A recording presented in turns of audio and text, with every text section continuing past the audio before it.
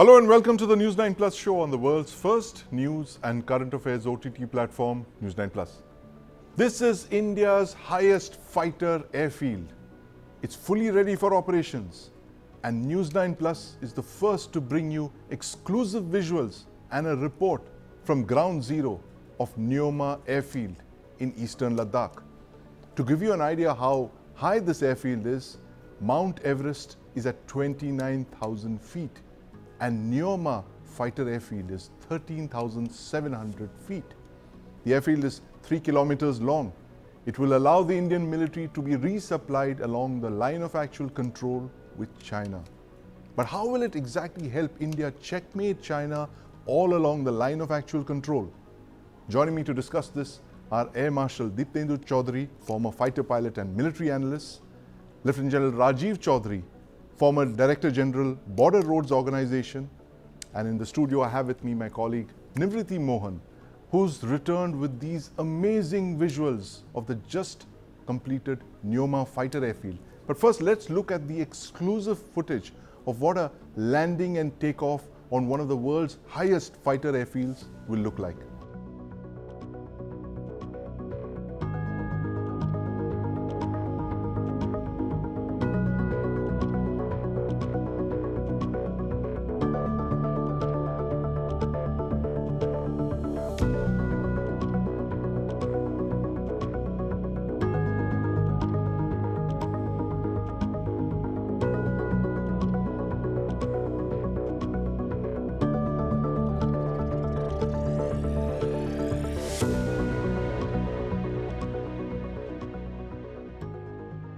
I almost felt like I was in the cockpit of a Su-30 landing in one of the highest fighter airfields, Nivriti, and kudos to you for getting this footage back for us. I must ask you this cliched journalistic question. What did it feel like when you were there at this fighter air base that's just been completed? It was an amazing and very thrilling feeling to be at the highest airfield in India, and it's fully completed. It is fully completed, yes, because nobody else has been there while right. It is 100% complete and yes, ready for landing or trial landing. right. Anytime you may hear the trial landing is happening, yes, somewhere in December or January, whenever. The final date hasn't come yet, but it the is first ready fighter, the first fighter is yet to land on Mudh-Nyoma, but the airfield, the advanced landing ground, is ready in all respects. Yeah, but through our shoot, we could experience the first trial, how will first takeoff look like? Yes, I from certainly the airfield. got that experience right here. It was, an out-of-body experience to see this very impressive fighter airfield. Once again, remarkable effort there, Nivriti. And you're a resident of Ladakh practically. You've been there, what? This is your second trip or your third trip to Ladakh, to boldly go where no man has gone before. Yeah, you give me that chance to perform in such a manner. That's right. Thank you for bringing us those visuals, and I'm going to ask you a couple of more questions. But first I want to go over to Lieutenant General Rajiv Chaudhary. I'm fully aware of the fact that we have Air Marshal Chaudhary and Lieutenant General Rajiv Chaudhary, who are both namesakes, they're course mates, and they've also been on the same art course, as they were telling me. So it's good to have two old buddies together on the News9 Plus show. General Chaudhary, over to you first. Explain to us what a challenge it was for the Border Roads Organization to build this advanced landing ground. It was just an ALG, and today we see a fully functional fighter airfield, minus the fighters of course, but it's ready in all respect. How much of a challenge was it for the BRO, which has been firing on all cylinders, as Nivriti tells us, post 2020? What kind of a challenge did you have, did your organization have in building this project in record time? Yeah, that is a very good question, and I must tell you, Border Road Organization, since Galwan incident has happened, we have taken all kind of challenges. In fact, first thing was where Nivriti also went, was construction of Umlingla, highest motorable road in the world. Yes. And of course, other things came up, and then Mudh-Nyoma came. Mudh-Nyoma was a very tight schedule project, where the Adam sanction was given sometime in March 23, and we concluded the contract in August. That is a very fast work. And the project was e-Shilanyas by Honorable Raksha Mantri on 12th of September last year. Yes. So you see, with a gap of winters, we completed this airstrip flat in 10 months. In This 10 generally months. does not happen even in planes. Planes Right. also airstrips and airfields like this will take at least 2-3 years, or maybe some places more than 2-3 years also. But then this has been absolutely accelerated paced project, and even ATC is ready. And as Yes. Nivriti told, the trial landing is about to happen. Right. The challenges physically were that the temperatures fall down to -40 because the Right. altitude is 13,200 feet. Yes. And the people get a lot of high altitude sickness. So we had to place very physically fit our cadremen as well as the laborers who are working there, and also doctors to take care of any emergencies. Yes. And technically also, what happens, our machines start functioning at that rarefied atmosphere Yes. to a level of 40 to 50% only.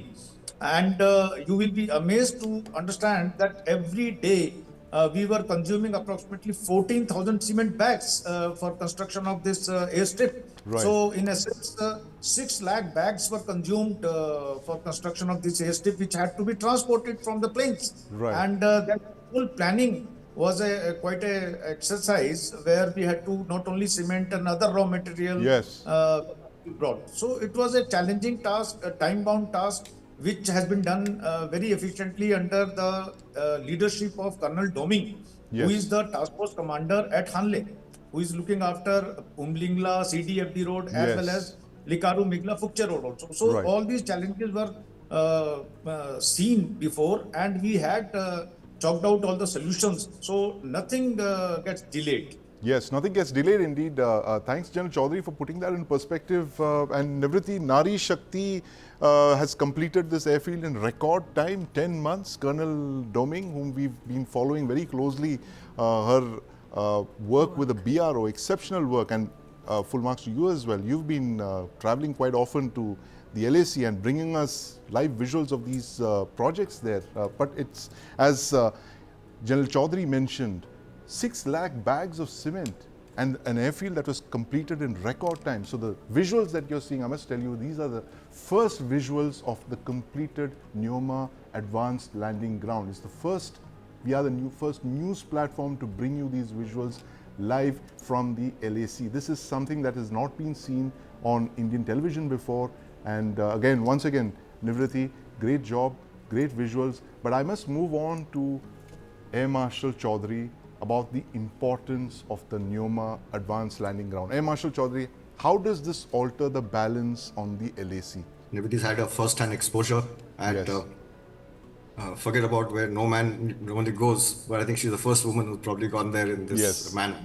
But that airfield, if you remember, I had mentioned it in my last, in the last discussion we had. Yes. We are actually sandwiched from 3 sides, Right. practically.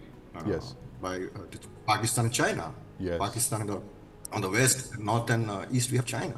Right. And so every airfield, and if you remember, I mentioned the 6 sisters, those airfields which are there Yes. from right from DBO stretching right down to Nyoma and further down to Fukche. Since it's a disputed area and it's an area we have a lot of history, and as I mentioned, 62 war was, I think, eye-opener for us. Yes. Air operations are critical there, not only for logistics. Earlier it was critical for logistics. Right. Today, it is critical for ensuring a military level of what should I say, preparedness out there. Yes. At those high altitudes, because it's a territorial dispute. The army occupies one of the Indian Army, brave soldiers occupy one of the most inhospitable terrains in the world. Right. And but in that terrain, if you do not have air power, Yes. you are in serious trouble. Yes. In fact, 3 aspects. One is the pure logistics, because the speed and rate at which you can bring in supplies is not it's not season dependent, Yes. and it can go on pretty much as long as the weather is clear. Right. So that's one advantage, huge advantage. Yes. And it takes a long time to build up such a capability by road. Right. That's the first. So from a logistic perspective, from the army's supply lines, ammunition, movement of men and material, In fact, even for this incredible engineering feat of sort Yes. 6 lakh cement bags, I mean, it Yes. wouldn't have just been there. It's not like It had to be building in Noida or someplace. It's somewhere else. Right. And that is the first important thing. Logistics is critical. Second is ability or air defense of that area. With the increased PLAF presence in Tibet area, Yes. they will sort of push their test the boundaries. So that is very critical that we have an adequate air defense capability over our sovereign airspace. Right. And the last and the most important aspect is the offensive air power, which I spoke about last time, Yes. and the criticality to surface operations or any contingency in this region. Right, absolutely critical for India's posture along the LAC, and as Air Marshal Chaudhary mentioned, that it's located at a very critical juncture because that airfield looks at both Pakistan and China, Pakistan to the west and China to the east. But Nivriti, when you were on the ground there, you've literally tracked this project from the time that it was flagged off more than 10 months ago. What were the challenges that you saw that the people on the ground faced while they were putting this project together? Oh, okay. Let me tell you one or two examples. When I was there Yes. in November, and the minimum temperature on that day when we were covering this was minus 10 degrees. And Minus it was 10 degrees. minus 10 Right. minimum temperature, and it was November. Yes. And it falls to minus 35 degrees over Minus there. 35 Minus degrees. 35 degrees. That particular location. Right. Right. And there was a worker who told me that because his hemoglobin rises, he Right. has to go to a lay Right. every 3 months, and he has to donate his blood Right. so that he keeps in right shape of his health. Right. So that is the kind of difficulty that people who work there, they are facing, and until this is December, they Yes. are still working there on the Right. airfield. And if we talk about the strategic area that it is located in, Yes, let's see that. If you Let me can show zoom in you. onto Yes. what Nivriti is just showing us right here. This is Nyoma airfield. Yes, You can see this small airfield over here. right. And if we zoom out, you'll see this is Indus River here. Right. So across the Indus are the Tibetan mountains under China. Yes. And we have been hearing about Demchok village. Yes. So you see, this is Demchok in India, Right. and this is Demchok in China. So it's literally that's the point where the two sides are the closest Yes, to each other. the area of contentions where Right. disengagement has happened now. So along the Indus River, all the villages, Right. border villages are there, including Chushul and Razangla, where the war had happened. Yes. And this is the location of the airfield, just 35 kilometers. Just 35 kilometers From the away LAC. from the LAC. So, and that's a project that General Chaudhary mentioned was completed in a record time, 10 months. 10 months is, I haven't heard of airfields being constructed even on the plains, as he said, in 10 Right. months. What to And talk this of is the the mountains. first airfield Yes. which has been constructed under the command of a woman. That's correct. Strategic airfield. Yes, first strategic airfield to be built by a woman. That's Colonel Ponun Doming, who's a resident of, interestingly, Arunachal Pradesh, which is another state which has a large LAC. But you know, General Chaudhary, you were mentioning about the challenges that the BRO has faced while building projects like this. But you know, in the last 4 years, we've also been listening to the fact that the BRO has of course been firing on all cylinders when it comes to infrastructure post Galwan along the LAC. Is it right to believe that today, 4 years later, more than 4 years later, we are in a very good position when it comes to infrastructure along the LAC? You have airfields like Nyoma, ALGs that Nyoma, you have bridges, you have highways. All of these have to a large extent improved our readiness posture along the LAC. Do you believe that today, more than 4 years after Galwan, we are in a much better position vis-a-vis China along the LAC? Or is there a critical point, say a year from now or 2 years from now, where you believe that we will have finally got the ability to move simultaneously along the LAC? General Chaudhary. Yeah, that's again a good question. You see, we started very late on shrinking this gap Yes. between India and China. China has been doing it since 1960s. We also started, but then our pace was very slow. Yes. And we left a lot of buffer zones not to be touched basically to thinking that it was a regressive thinking, frankly speaking, Yes. that adversary should not use that to come into our territory. Yes, But of late, the thinking at the highest levels has changed, Yes. and there have been a lot of reforms. And post Galwan, especially, the pace has doubled. And Yes. just to give you some idea on statistics, since last 4 years, the budget of BRO has been increased to by 160%. So definitely it is all function of money. And Yes. when, of course, the capacity has always been there, but then the funds were not coming in. Right. And a lot of good machines have been bought, and we have shrunk that gap Yes. considerably.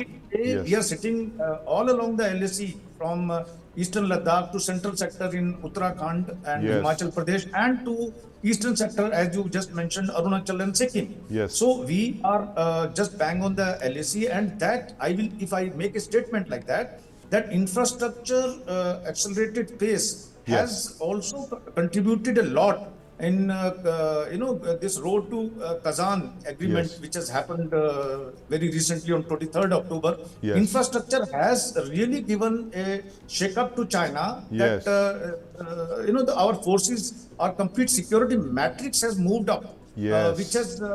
which was not expected by China. They never Right. thought India will start making roads and tunnels. Just to give you an idea, Yes. in last years before Galwan, we had just made 4 tunnels, and Right. now 4 years we have made 4 tunnels. We are working on 10 tunnels, and we are in advanced planning stage of 8 tunnels. Right. And bridges are increasing. The Yes. rate of bridging has increased by 300%. The Right. roads are increasing. So it is very good and heartening thing to say, in fact, matter of pride, Yes. that our gap, what we had earlier, has really shrunk, and we are just opposite Chinese post on the LAC. Right. And that has given a lot of extra confidence and extension to our troops, which are Yes. deployed on the LAC. We are closing the capability gap, the infrastructure gap with China along the LAC. And a very important point that you mentioned is that it's possibly because of this gap being closed that the road to peace and a de-escalation has been signaled just last month. But there's another aspect that you mentioned, which was the change in the mindset, the fact that there's been an explosive investment in infrastructure. Clearly the political leadership is unlikely to repeat the mistakes of the past. And the other mistake of the past was the fact that the Indian Air Force was not deployed in the 1962 war. And that remains one of the biggest mysteries of the 1962 war. Why did India not deploy its Air Force? And M. Marshal Chaudhary, I was there in Ladakh after the Galwan incident, and it was absolutely heartening to see that the very first force that was deployed was the Indian Air Force. It was right there at Leh Airfield and in all the other airfields along the LAC, signaling the fact that the Indian Air Force was unlikely to sit out of this conflict, a possible conflict, that is. But explain to us why flying along the LAC, where you're looking at airfields of 14,000 feet, and the Chinese also are literally sitting on the plateau across. They have similar restrictions on operating on high altitudes. Tell us why it is so different to fly along these Himalayan heights, yet it's so essential to operate along the LAC. M. Marshal Chaudhary. It's a very interesting aspect in this entire discussion. What emerges out is that one is building up of infrastructure. Yes. And presence of service additionally, that is the Air Force, which incidentally, just to put things in perspective, in 1962, Air Force had deployed. Yes. It was just that it was in a support not role. offensively. Yes. Absolutely. Yes. Offensive air power. That's the word I missed. It's offensive air power was not used in 1962. It was a supporting role. They were doing CAS-evac and supplies, but the offensive air power was left out of it. But please continue, M. Marshal Chaudhary. Absolutely. The AMX tanks which were landed there by Yes. AN-12 actually saved the day. So the criticality of air power was visible then. Yes. How the tanks moved in time and actually saved us at airfield. But what is important here is that, like you mentioned, high altitude operations are not easy. Yes. There's, all those aspects. I will not go into details, which I think pretty Yes. much everyone is aware of. There's a significant difference in payload capability, carrying Yes. capability from operating high altitudes in airfields. Right.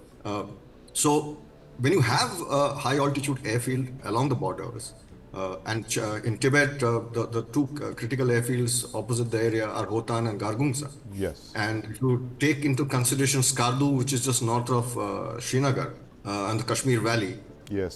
so between Pakistan and PAF, they have Yes. sort of covered three air bases which Right. have now air power reach over our surface held positions. Yes. And that makes it critical. So if Right. Indian Air Force is not there, these two air forces will have a free run. Yes. So it is critical not only for sovereignty, defending the sovereign airspace in Yes. peacetime, Right. in operations and conflicts, offensive air power capability, which these airfields will all come into play, right from Srinagar, Kargil, Right. Leh, Ladakh, right up to from DBO in the north down to now Nyoma. It is not just the logistics; it is Yes. about the fighting capability Yes. and the asymmetric advantage we bring in at this point in time, because the Chinese airfield being at high altitude themselves are limited in their launch capability with a Yes. number of weapons it can get airborne with. Weapons, Right. stroke, fuel, it's a trade-off. Yes. So for air defense presence, this is a very critical aspect. Right. So this airfield actually brings in a huge a strategic perspective into this Yes. entire region. And one quick mention I would want to make is why is this so critical? Because Yes. the Pakistani Air Force and the Chinese Air Force have been interacting very closely together. Right. The Chinese Air Force was not adequately skilled, huge in numbers, built up the capability. Pakistani Air Force, operational experience, skilled Air Force, but not enough platforms. Right. So it's a perfect mix of both, and they are strategic partners. Yes. So they've been carrying out air exercises called the Shaheen from 2011 onwards, and Yes. Shaheen 10 just finished end of last year. What has it brought to the table? The Pakistanis have an exposure Right. to Chinese advanced platforms like the Sukhoi series, which we have. Yes. It gets a whole lot of electronic warfare, AWACS, support and capability, along with similar platforms. Right. China, the J10 and the other JF-17, Yes. and the Chinese AWACS. Most importantly, it gets a heads up into IF tactics, which Yes. Pakistan is, and that's his bread and butter. Yes. And the last but the most important thing, which I want to flag here before I call it, is that it brings in a collusive air power capabilities. You have Yes. JF-17 and ZDK Right. AWACS aircraft, and they have flown in each other's platforms during the exercises. Right. Any conflict with either China or Pakistan, Yes. you can have the air power of the other country coming Right. up in support with a degree of deniability. Yes. So it's a critical aspect. So collusive air power is a Yes. threat which is very, very serious, Yes. and most likely to happen, or more likely to happen, Right. than a collusive surface operation. Absolutely. Thanks very much, Himanshu Chaudhary, for outlining the threat that we face and the reason why Nyoma is so critical to that part of the world where it actually faces what you mentioned, the collusive air power capability that both the PAF and the PLAAF could bring to bear on our ground forces. And that's one reason why Nivritri traveled there to eastern Ladakh and brought us these exclusive visuals of this one very strategic airbase along the LAC, that's at Nyoma. Thank you very much, gentlemen, for joining us this evening to talk about what Nyoma means for India's security matrix along the LAC, and of course Nivriti, to you as well for bringing us those excellent visuals from the ground. Thank you very much. There are 1.4 million cases of cancer detected in India each year. That's nearly the population of a small state like Goa. But with rising cases, India is also set to become the cancer capital of the world. Why is this happening? It's largely due to lifestyle changes, tobacco usage, poor dietary habits, and inadequate physical activity. It's estimated that around 2.5 million people in India live with the disease. But how does one tackle this new epidemic in a country that's poised to become the cancer capital of the world? How does one remove myths and create awareness and empathy? And then there are statements like the recent one by former cricketer Navjot Singh Sidhu, who said how lemon water, raw turmeric and garlic helped cure his wife from stage 4 breast cancer. How does one stop the misinformation and wrong treatment in these days of social media? Joining me to discuss this, I have with me Dr. Sushma Bhatnagar, Chief of the Dr. B.R.A. Institute of Rotary Cancer Hospital and the Head of the Department of Onco-Anesthesia and Palliative Medicine at the AIIMS, New Delhi.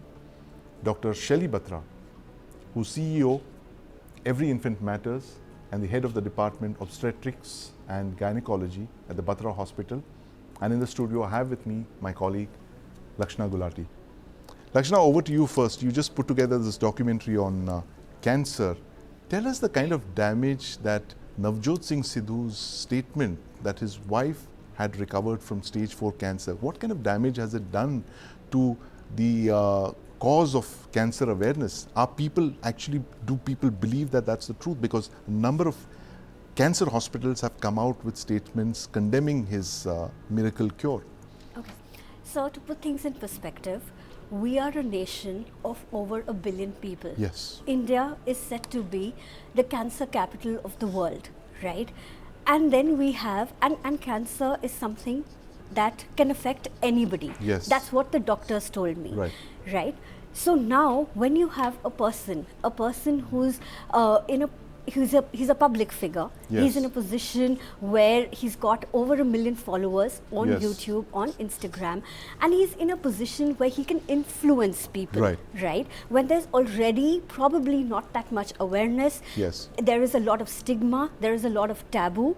So in that context, saying things like, it's just, yes, there are herbal remedies, Yes. but then that is not a substitute for a scientific proper treatment. Right. And his wife was suffering from stage 4 breast cancer. Yes. And all the doctors who I interviewed for my documentary Yes. said that there is no one, cancer of the Right. breast.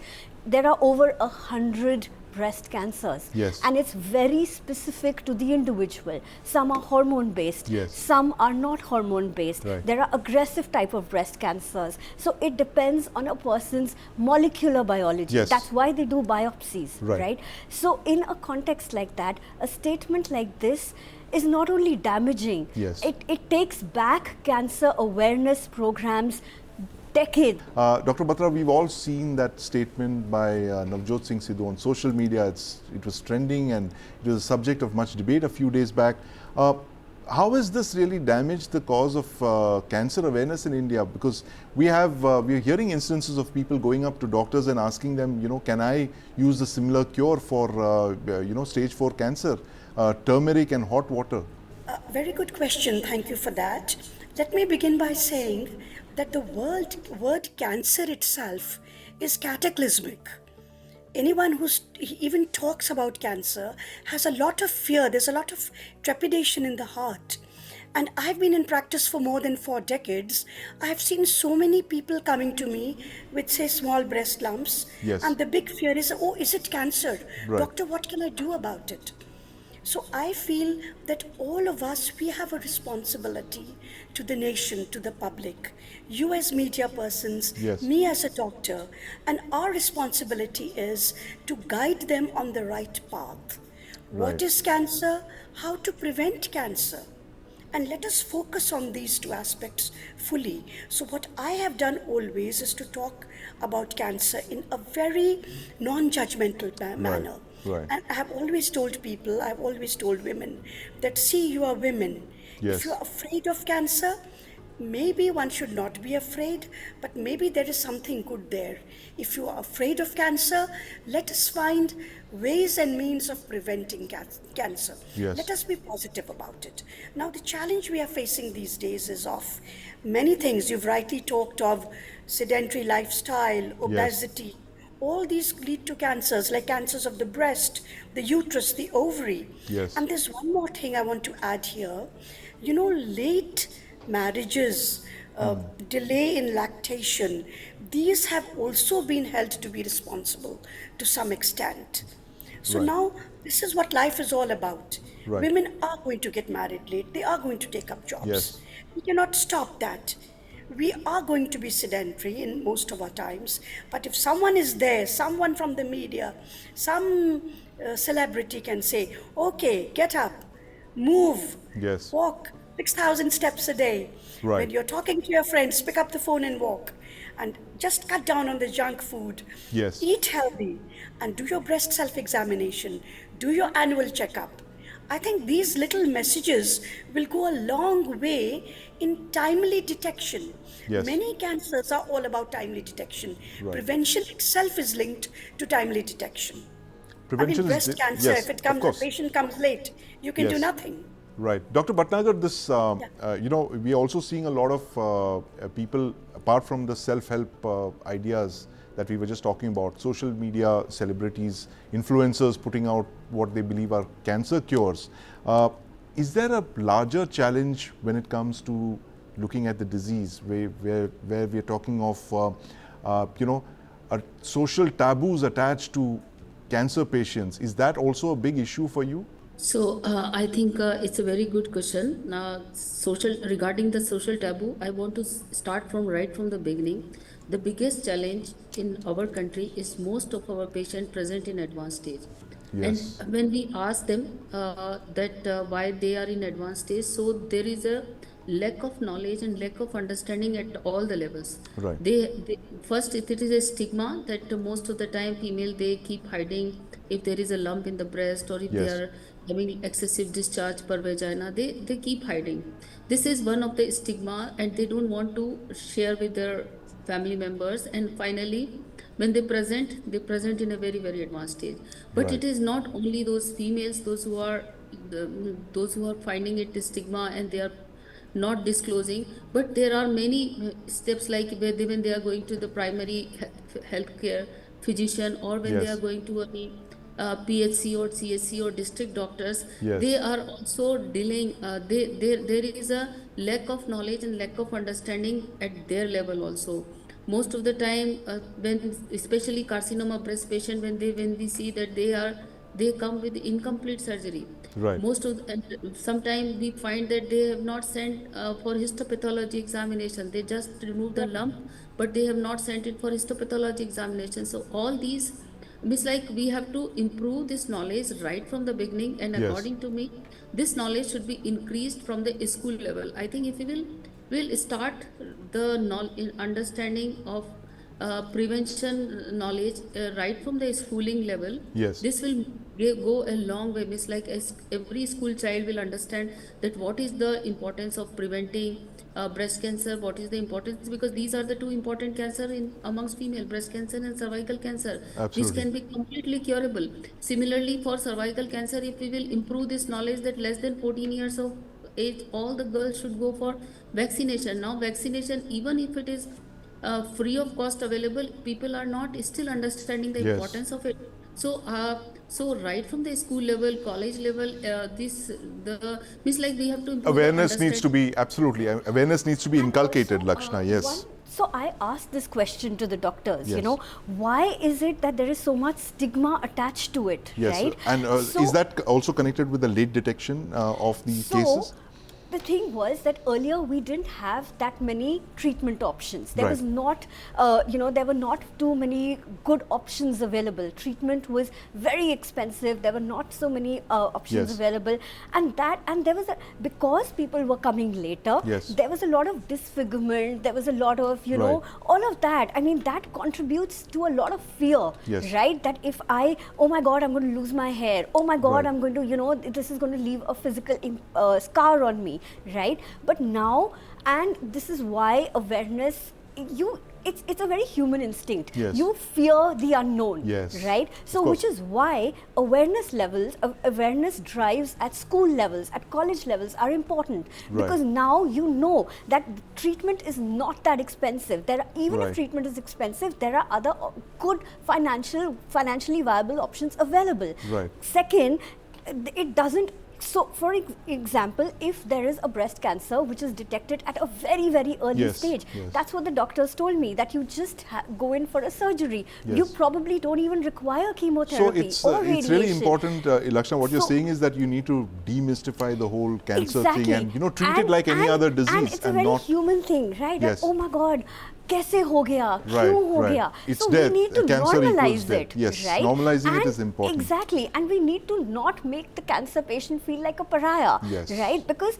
And this is a fact. Only 5 to 10% of cancers are genetic or hereditary. Right. You know, cancer doesn't spare anybody. Right. Like one of the case studies I interviewed, she was a healthy 37-year-old. 37-year-old. Yes. Also, a very important fact, the reason we are becoming cancer capital of the world is Yes. because we are getting detected with cancer at 5 to 7 years earlier than the Western world. Than the Western world. That is what is happening. That's worrying so indeed, that's Lakshana. very worrying. And you know, when you say cancer capital of the world, and where is it? You're talking of the surge in the number of cases of detection, or the rate of increase of cancer cases? What exactly qualifies us for this? This is a surge because there is more awareness coming up, Yes. right? So, for instance, if a mother is getting diagnosed with Yes. breast cancer, the doctors automatically condition the first degree relatives, Yes. right? Like the daughter or the sister to do regular checkups, Right. So, there is a little more awareness on that level, and B, unfortunately, it's driven by our lifestyle. Yes. That's something that the doctors That was emphasize a bit of an again and eye-opener again. as well. Exactly. Now, for instance, dietary choices. Yes. ultra-processed diets. If you look Yes. at our diet, Yes. most of us consume very, very unhealthy diets, Yes. right? How many of us are actually going home and cooking food every day? Yes. You are relying on ultra-processed diets to get you through, your Yes. day. Smoking, alcohol. Yes. There's so many. You can cut down the percentage of cancers by almost 40% if you Right. just if you stop, Stop smoking and drinking. Stop smoking Absolutely. and drinking. Yes. So these are just simple things that you can do. Yes. And that is I think being healthy is a choice, and Yes. you need to be aware. You need to. Again, like, cancer is not something you should fear. Yes. You know, just by taking simple steps, just by being aware, Yes. just by going in for timely screenings, you can probably emerge. You can make a difference. You can make Absolutely. a difference. Yes. Yeah. Yes. Lakshana, Lakshana has been, she's done a story on India being the cancer capital of India, that's dropping today on the News9 Plus app. But thanks very much, Lakshana, for that story, and of course, Dr. Bhatnagar, Dr. Batra, for telling us that cancer is not the death story that we all believe it is. There are several myths around cancer that need to be repudiated, and of course the biggest one is that cancer can be treated at home with home remedies, and that is something that we've looked at with great alarm. But thank you very much, ladies, for joining us on this topic of India's cancer surge.